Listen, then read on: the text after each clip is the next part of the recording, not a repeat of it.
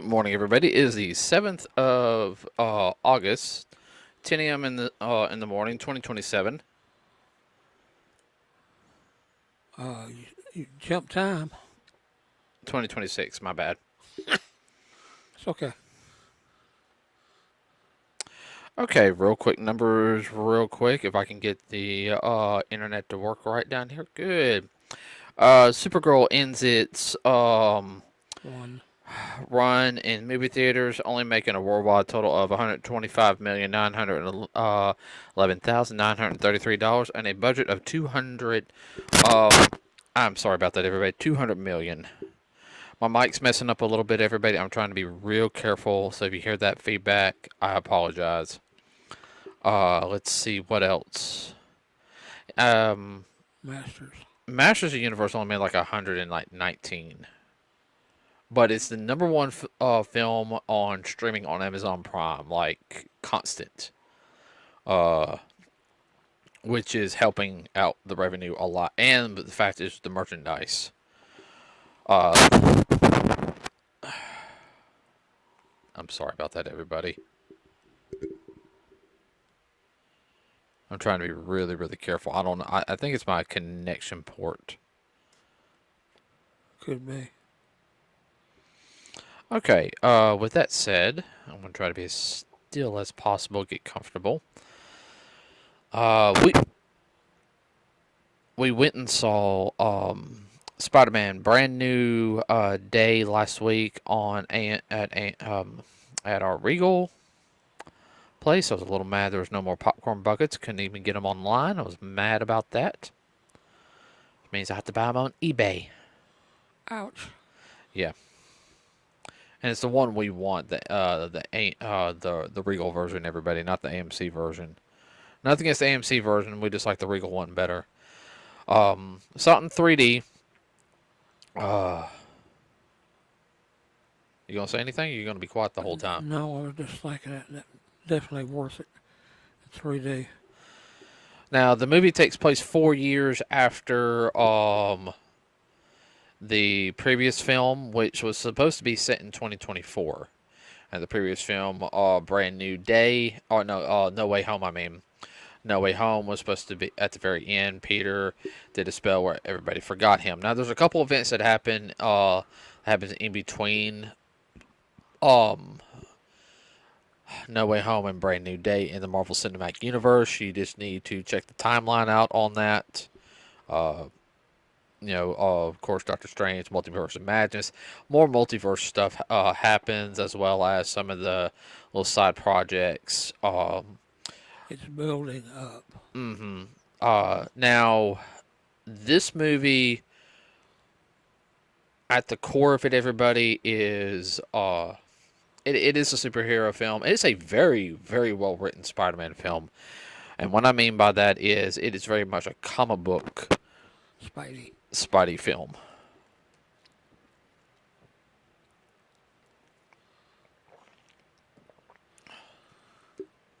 What's interesting about the whole film is Peter Parker having problems with his spider. We're going to try to keep spoilers down as much as we can, everybody. But it's kind of the similar sense in where, uh, he doesn't have the backing of Tony Stark's foundation, anymore. Nobody remembers him. So, for him, he's doing a lot of things by scratch. Now, this, in my opinion, helps Peter Parker become a better Spider-Man because he doesn't have that technological backing. No. He's having to do everything on his own, which is the way it needs to be for him to grow as a character. Have to kind of do it on the fly. Yeah, and that's one thing, if you've ever read the comics, everybody, Peter's a genius. Yeah, there's sometimes things he doesn't. He'll do something and somebody say, "Oh no, you're doing really good," but just add the tweak here. And as soon as they say the tweak, of correcting something, he's already got it figured out and says, "So okay, well, what's that gonna do?" He's like, "Oh, that's gonna do this, this, this." He can already process it. Um, You were going to say It's, something? it's like he went to MIT with his buddy. Uh huh. And Zendaya's character MJ and Ned went to MIT, which he was supposed to go also. That's why I say it's a 4 year gap because Yeah, he finishes high school and they're actually finishing college. yeah. So there's like 4 years of stuff happening. Him doing his work as Spider-Man, and the scenes that happen are when they do these slow mo shots.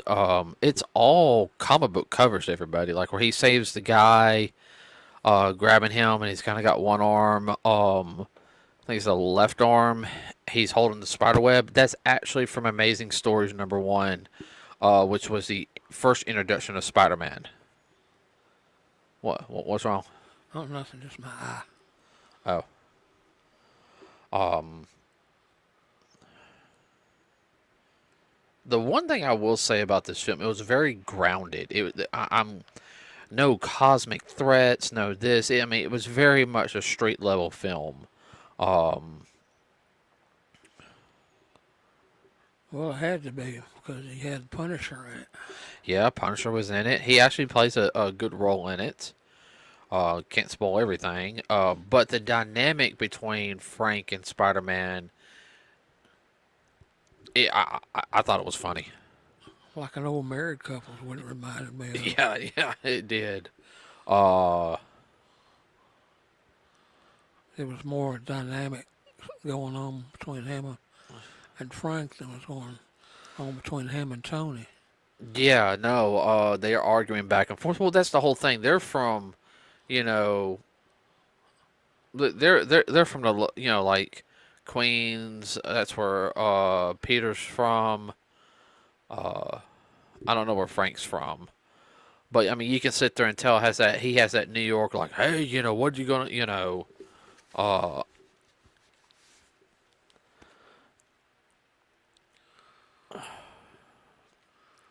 Yeah, came across they just ordinary folks. hmm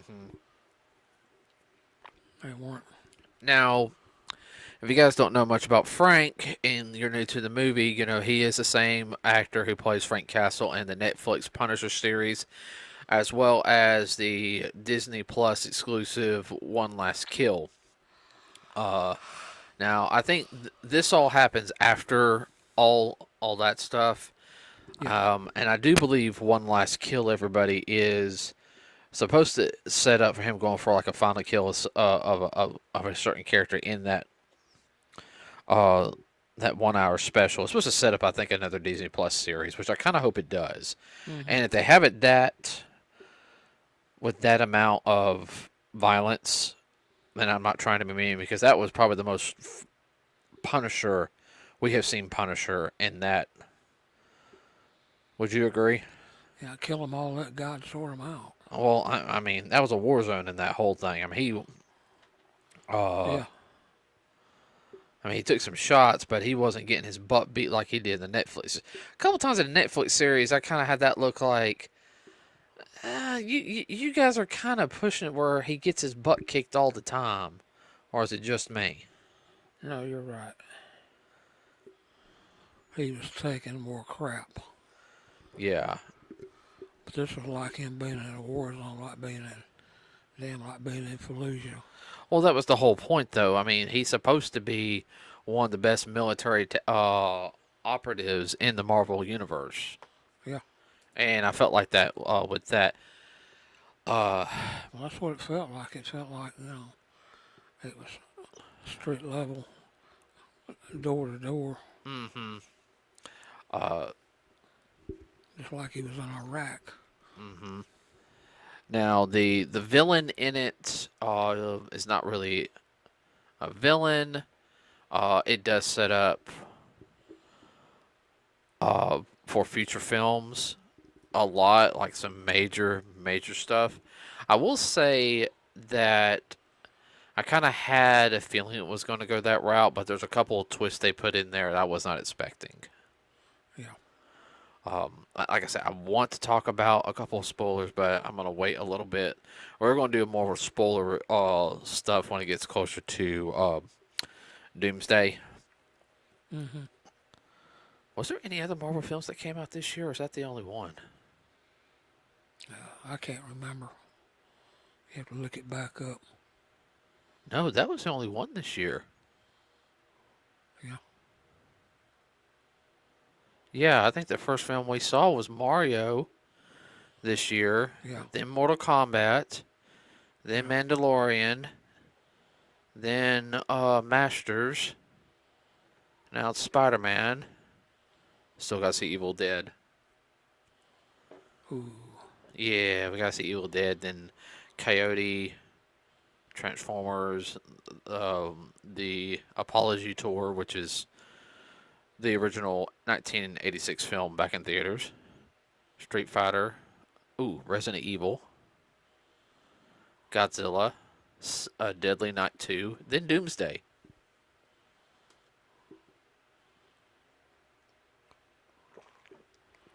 There's really none of them connect. No.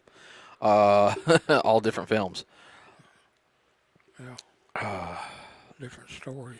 I will say that, like I said, this film really, really set up a lot of different things for the future of Marvel as a whole, everybody. So for some people, it might not be their favorite. I personally liked it. The fight choreography was phenomenal in this. I mean, Yeah, between him and the hand. yeah, the hand even the stuff between him and Scorpion and the Yeah. other characters. I mean, any fight scene was well done. And I'm not just talking about just the acting, the actors doing it.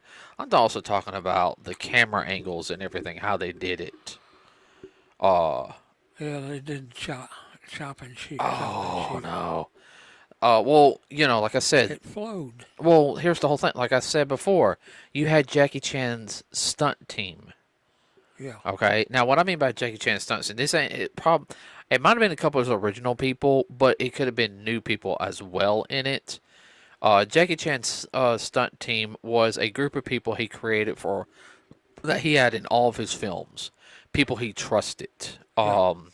The stunt team, everybody, does not just include actors or actresses who do martial arts. It's also your camera person. Believe it or not, for a proper fight scene, that is one of the biggest issues is the camera angles. Um, Don't we know it? right. Now, you can do some where you can flip it around, do all this moving around. It make people sick. Uh, Full 360-degree shots, okay. Uh, but I prefer more of a Chow Brother Yeah. style where the camera moves and it keeps focused on two people. They might move around, but it's not jarring to the senses. Now, there's a little that could be a little jarring to the senses in this one, but it's not too bad. I hate shaky camera. There was none of that. Yeah, there's a couple of films we've watched that had shaky camera, and I can't stand it. Oh, we shake the camera because it's more impactful for the audience because they see. No, because you don't know what you're doing. Yeah, It's cheaper.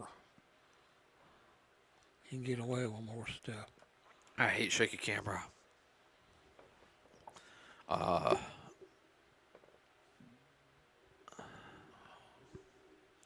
Really?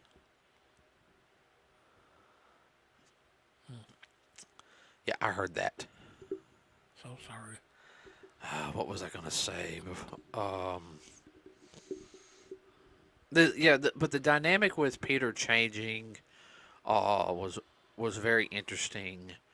Well, he no longer a high schooler. Nah, and I can spoil this, everybody. It's about balance, everybody, and that's kind of also one of the major themes. Are you okay? Yeah, I'm fine. That's also kind of one of the major themes. It's about balance in life. You know, coming over grief, moving on, realizing that things don't go as you originally planned, and that's And I can actually sit there and talk about that because it doesn't spoil the film. Uh, but I mean, that's the big thing, you know. Things in life don't go like we originally thought. A curveball can happen to where, you know, Like, where did that come from? right, and There it you're is. at a point in your life where you didn't think you'd be. Now, it does not mean you're any less than what you were. It means it's a great opportunity to grow internally and externally, and that's one of the lessons for Peter. You know, Well, that was a lesson the whole film. right, and um, it really does show. I really liked also how the fact is that you got a feel of that everyone likes Spider-Man now. Like he is, you're always gonna have naysayers in it, but in the comics, you know, Spider-Man is, you know, friendly neighborhood Spider-Man. Everybody loves Spider-Man. You know, He's everybody's buddy, except for the bad guys. and you do get that feeling in this film a lot. Which, if you guys don't know, Spider-Man is one of the most profitable superheroes ever. I mean, the three top, all joking aside, and I know it varies every now and then, is Superman, Batman, and Spider-Man. Yeah. Those three are three of the biggest icons. Yeah, DC has got two, and yeah, you have other characters in there like Captain America. Now, Captain America is more legendary in a sense of how people know him and everything, but I'm talking about marketing wise, profit money wise.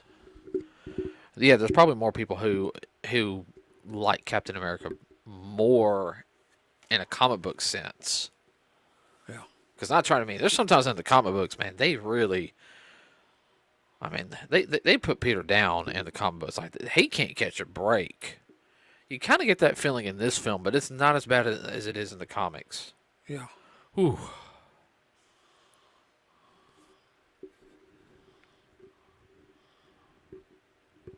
Yeah. You were about to say something.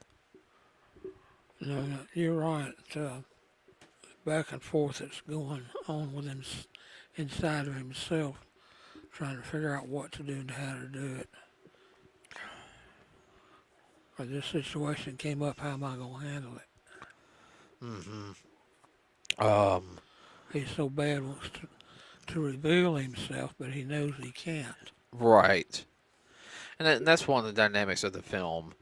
But he's also, you know, getting points. You know, there's a cop. She's on the phone with him. She's constantly telling him, "You need to take a break." I'm not. Da da da. I'm fine. Da da da da. Uh, and she's very much in a sense where she tells him like they work together, and that's something I like. I like at that aspect is that the cops are constantly communicating with him. They don't mind him helping. You know. Oh, she razzes him about it, Oh, I know. but she's old enough to be his mother. And her children aren't much younger than him. They're probably about 5, 6 years younger than him, but Yeah, the whole thing is the way she rags him and everything. It's not she's being mean. She's like, hey, you know, you need to take a step back. We got this. You know, Spider Man can take a break. You know. you don't have to do it all. Mm-hmm. Take a break because when we need you, we're gonna need you. Right. And uh, acting, I would say, is phenomenal.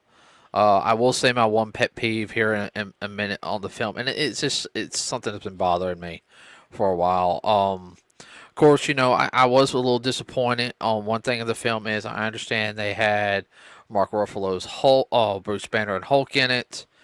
I was a little disappointed because they could have really introduced the MCU Kirk Connors. Now, Kirk Connors was big on studying mutation because he wanted to, you know, fix his arm.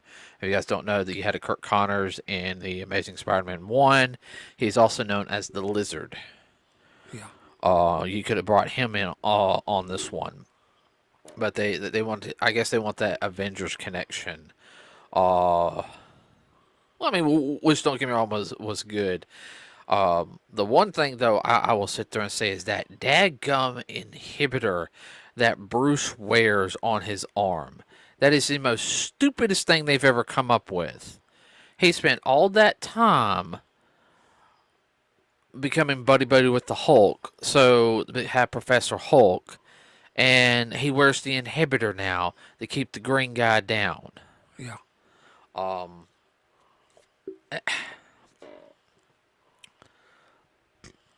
I think when they introduced that in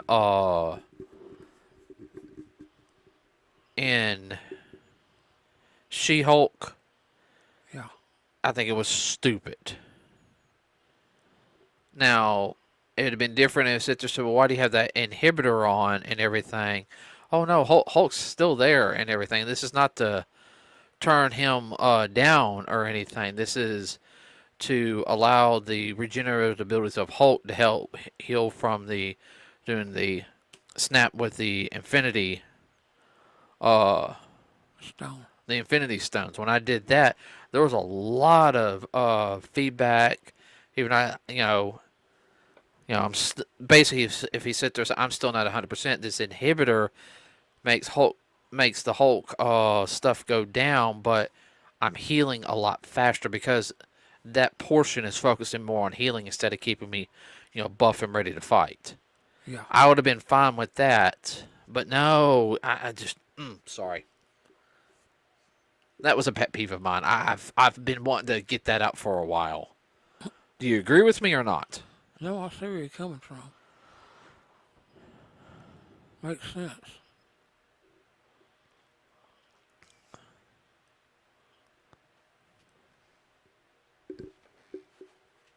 Okay. Uh, so if you get a chance, and the web slinging was excellent in the film. If you've like I said, if you played Spider-Man 1, Spider-Man 2 on the PlayStation 4 and PlayStation 5, as well as Miles Morales on the PlayStation 4, uh, it it had that feel to it. It felt like real web slinging. The way he moved, the way they did things, even with the camera angles. And not saying any of the other films didn't, but this one was probably the first one where it felt natural. It felt very cinematic.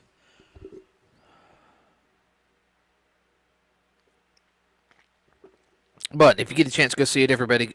Go see um, Marvel's Spider-Man Brand New Day, starring Tom Holland.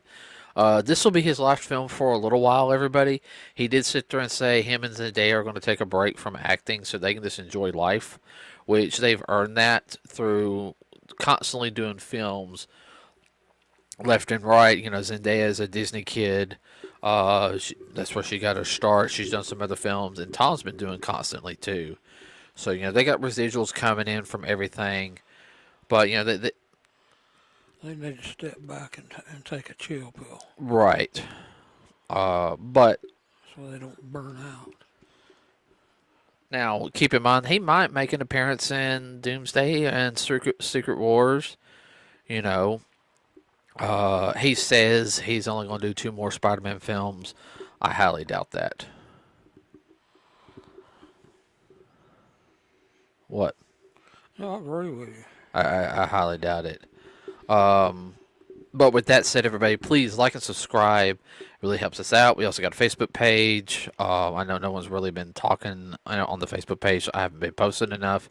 If you have a comment about what was your favorite scene in Spider-Man Brand New Day, have that in the comment section. I like to read those and find out what your favorite scene was. And you put yours down. I'll respond with our favorite scene. With that said, everybody, have a wonderful rest of your day. Be safe out there. Try to stay cool with this heat. We are out.